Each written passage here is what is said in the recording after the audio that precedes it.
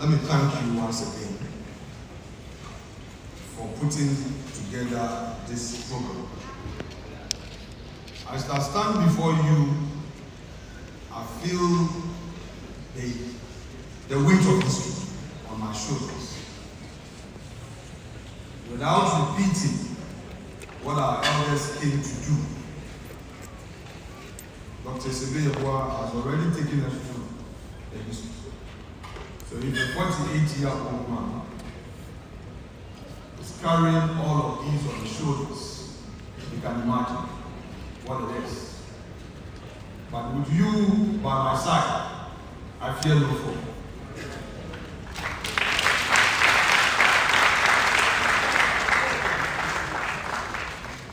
Today, I would want to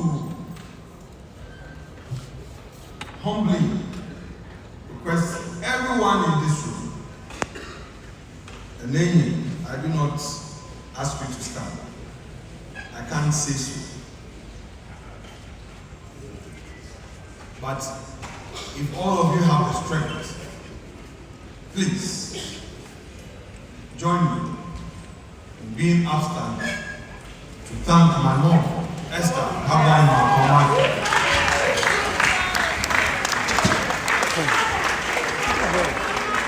Let me clarify. I just want us to thank her.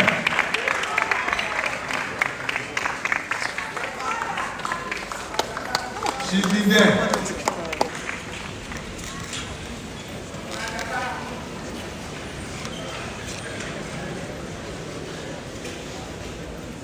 There's only one thing I can wish for you. I want to see you happy.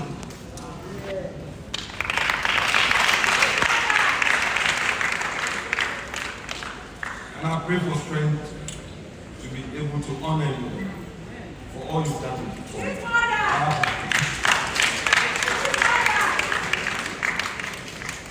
And whilst I say thank you to Mommy, I would also want to say a big thank you to my bestie in the family. You know, in every family, a child has somebody to run to. It could be an auntie, an uncle, that he shares some little hope and conspire for the good of the family. She's right here. Auntie,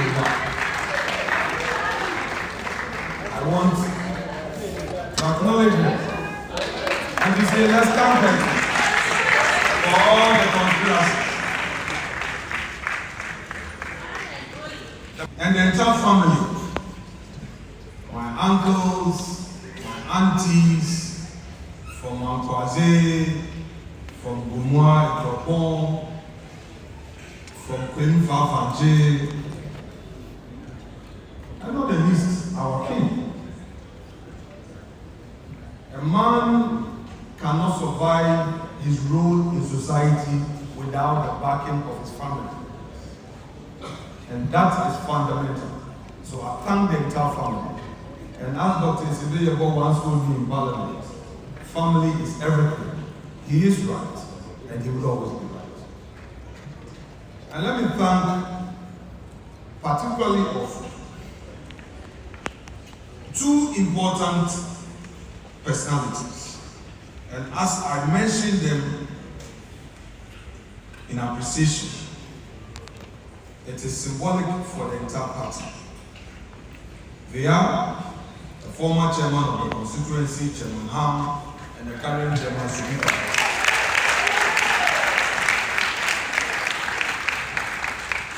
I am mentioning the two of them symbolically to thank the entire constituency party. And special thanks to the Kojobedu youth. As you've been told by my senior brother Gabi, we started a journey and we were called Konkontima. And they said, small boy, we won our primaries and they said we should go and sit down. And when we tried constituency chairmanship, we lost. I remember I got 17 out of 54. And then when I wanted to become an assemblyman, some people said no way. So in fact, I had to run away to Accra. And I was in the UK when these young men and women took my picture to EC, scanned it, and made sure they nominated me for assembly elections. Even when I couldn't have the courage to fight back. They stood firm and got me elected in abstention. And he said, you have won, so come back home. Thank you.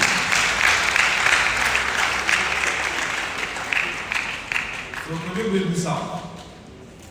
I don't want to see. Our religious leaders, all that you've done, we can't say it in public. You have the eyes to see, and you have been supported. I say to every single religious leader in the Futu, thank you. And I must also admit that there are some who quietly may not share partisan political ideology, but I have always been with them, they've always been with me, and they graciously pray for me. Some are here, and I know they are never comfortable being mentioned publicly. So I've acknowledged you. I've seen you. Some of you are chiefs. Thank you so much. I can only name without mention. The social media people do not pick it.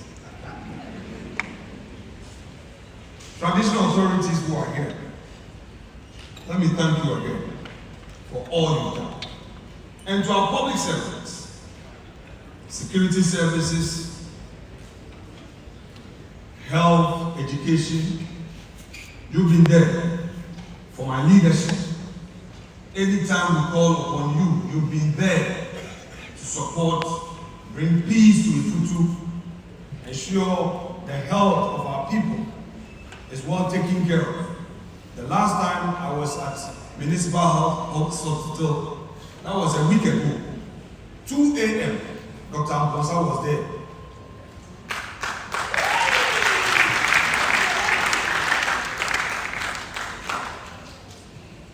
On behalf of the constituency, I say a big thank you. Imagine the workload on me. If things are not well in the Futu, it will mean that every now and then I have to come here. So thank you, Police Commander. Thank you, Head of Fire Service, Immigration, Prisons, all of you, thank you. Our Director of Education and her team, thank you. Finally, I call on all of you, even as you celebrate me today for the work I've done, help me to thank Dr. Makisibe.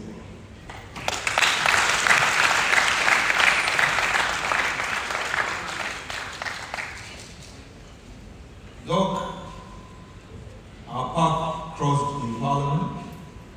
We didn't know each other. We were all young in Parliament. He's few years older than me. He took me as his junior brother. And it is him that's the true self.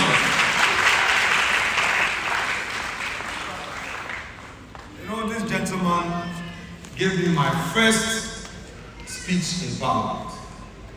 It was a Monday afternoon. I was not sitting, not knowing we were sitting that day. And he called me that I'd been programmed to speak. We were all young, our first attempt. I think it was a budget of 2013. I was with constituency officers and the call came. I remember wearing a short sleeve within print. And when I got in, I didn't know anything about the budget.